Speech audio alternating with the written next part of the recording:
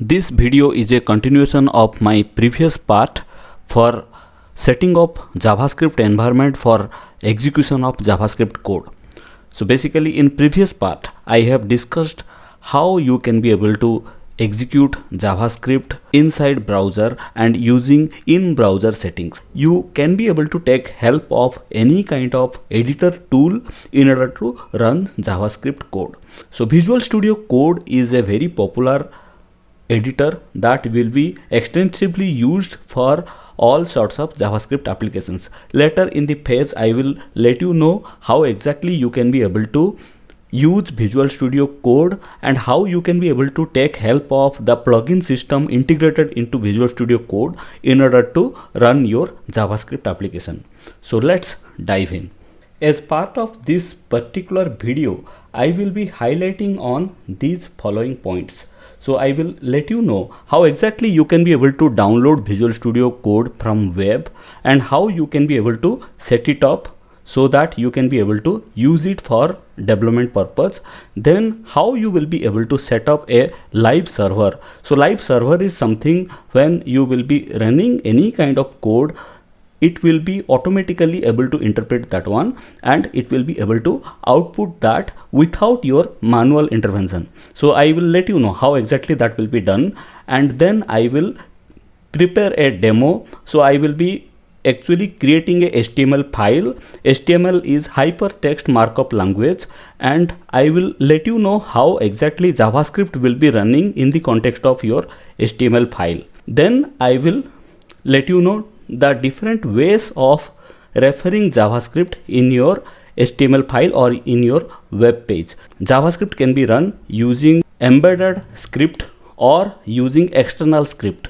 So in both way it has its own advantage and disadvantage. So when you will be joining any kind of MNC, then it is essential that you should be having a professional working knowledge of any kind of editor, because the setup that I told in previous video, that is only meant for learning purpose. But when you will be working with big real-time projects, it is essential that you should be having working knowledge of any kind of editor setup. So Visual Studio Code is a editor that has extensive support for JavaScript, and the plugin system that it maintains is very good.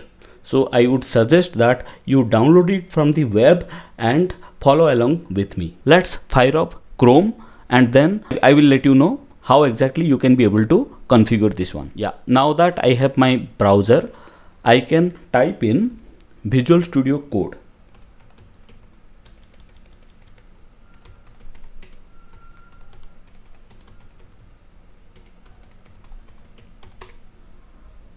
It will show me the available options. So here you can see you have three type of distributions available. So as I am on Windows, I can be able to click this option.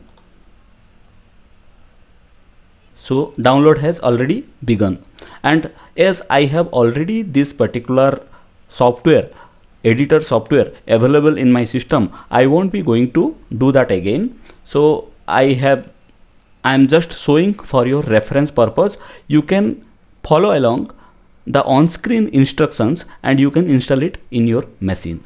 So next is our live server setup. So let's fire up our Visual Studio Code and then I will let you know how exactly live server can be set up using Visual Studio.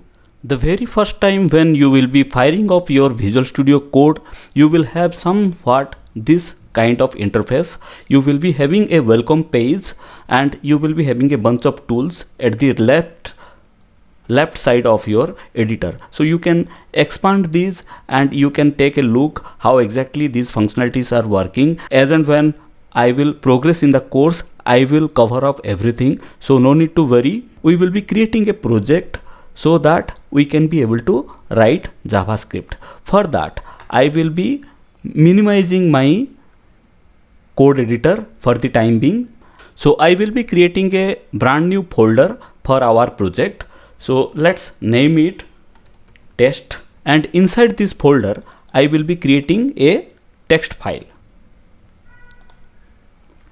I will let you know why I am creating a text file later on, but for the time being let it be this way, and I will be opening up the text file. Now here we will try to write our HTML code. So HTML is not in the scope of this video. Later in the phase I will have a HTML course as well, but for the time being just understand that this is the beginning of our project, so I need to have this file as part of our process. So I will be writing in beginning and ending tag of HTML, and HTML will be having two subsections. Head is among one of them. So head is where your metadata of that file will be residing, and then followed by your body part. So body is what you will be seeing in your browser. Okay, now inside head I will be having one more subsection, title.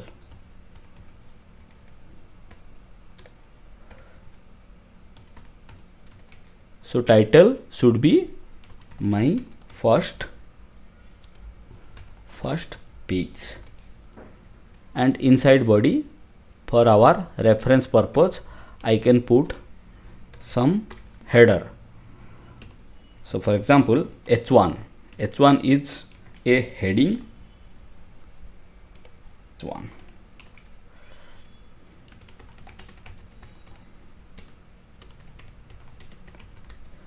That's it.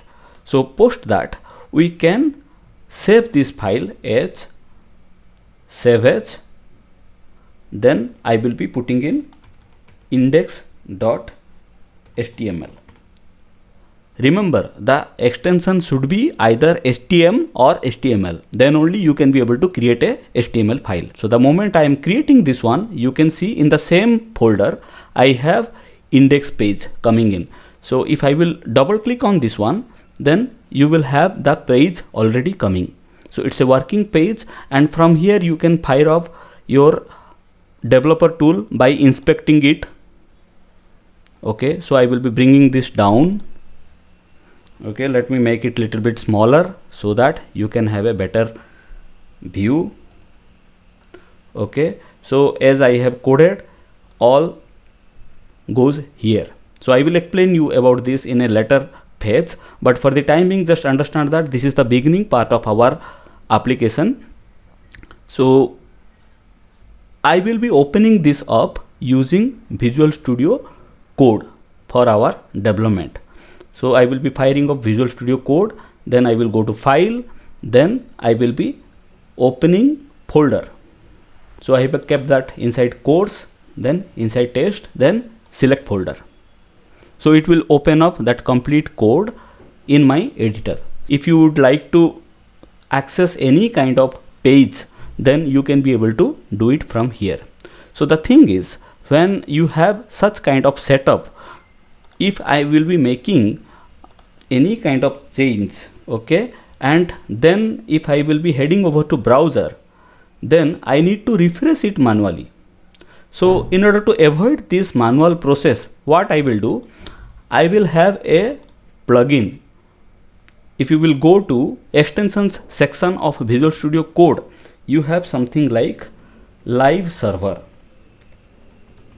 You can install live server from extensions market. So as you can see, I am already getting live server, so I can install it. So now it is installing the extension. So once live server is ready, what we can do, we can just come to our application. So this is our Explorer. Explorer will be enlisting all the files that will be inside your project. Okay, and now once live server is ready, what you can do, you can come here and you can go to command palette. So command palette can also be invoked by Control Shift P in case of Windows and Command Shift P in case of Mac. So I will be searching for the keyword live server. So here you can see the second option, open with live server. So the moment I will be putting in that, you can see my page is already starting with some sort of server address. So this is where live server comes into picture. Now if I will go to Visual Studio Code, you can see server is started at port 5500. So that is the same port that we are accessing our page at. Now see the magic. If I will be changing something, for example, I am adding 3 dots here and I will be saving this one, Control S. Then I will head over to my browser. Automatically it will be updated. So that is the magic of live server. You don't need to update it manually or have a hard refresh in order to have the changes in place.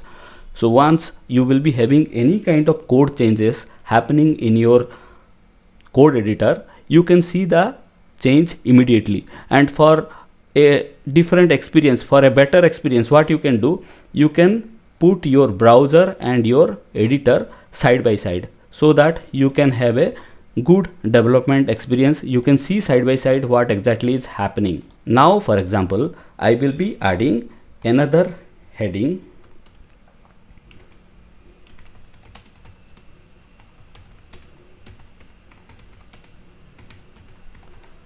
and I am saving this one. Automatically this will be updated here. So in similar fashion, for adding JavaScript, we have multiple ways. Either we can add JavaScript in the head section of our code. So in order to add JavaScript, I should have script tag coming into picture, and script tag will be having attributes like type should be text by JavaScript, and here I can put any kind of JavaScript code. For example, I will be putting a alert.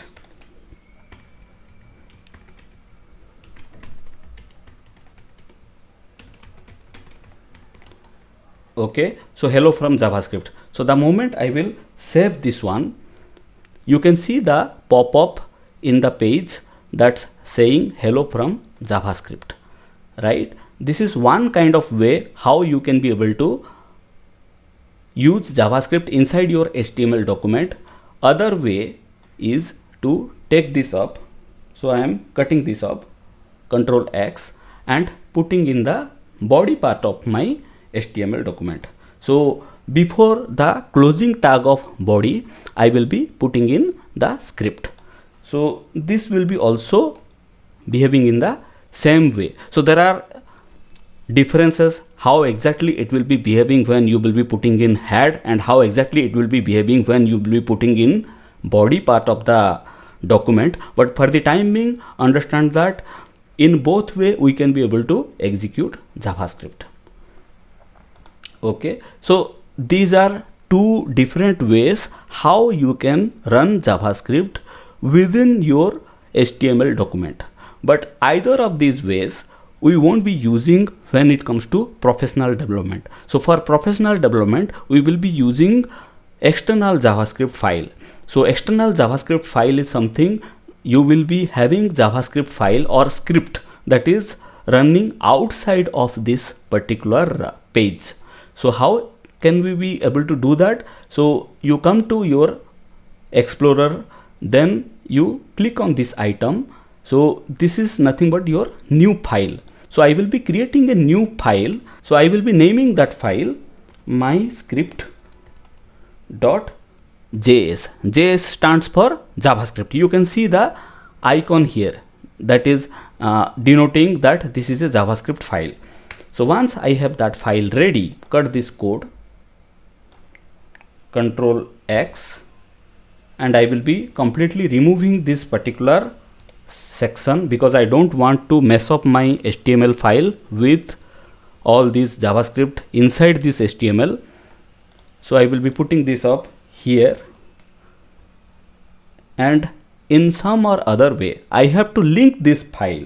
So I am saving this one, Control S, okay, and in some or other way I have to link this file inside this HTML. So how can I be able to do so? I will be again having this script tag, and in order to have this intelligence, you can click Control space, so that you will have all this intelligence coming into picture, right? So it will be asking for source file.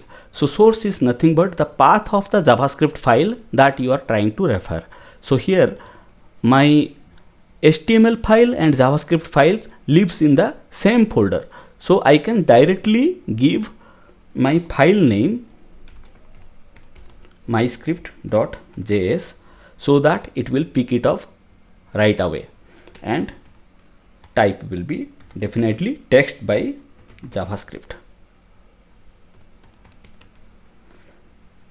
Okay, now I am saving this one. The moment I will be saving this one, you can see it is having the similar behavior, but the advantage of being referred from outside of HTML, you will be having a cleaner HTML without having scripts embedding inside your HTML document. So that way it will be cleaner and it will be maintainable. And also, because this is an external JavaScript file, you can be able to use this JavaScript file in other HTML files. So you have some sort of function that you would like to use in different files, that is possible in the external way, not in the embedded way. If you would be writing the same code in embedded HTML file, then you would, if you will be needing the same kind of functionality in some other file, then you would end up writing the same code again, and as part of best software practice, that is not advisable. You should be trying to reuse whatever code you will be writing, then only it is considered to be a better design.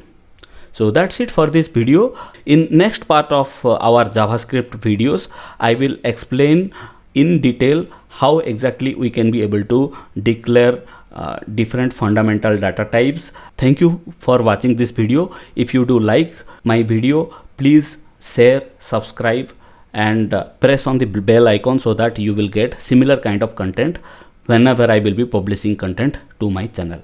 Thank you so much.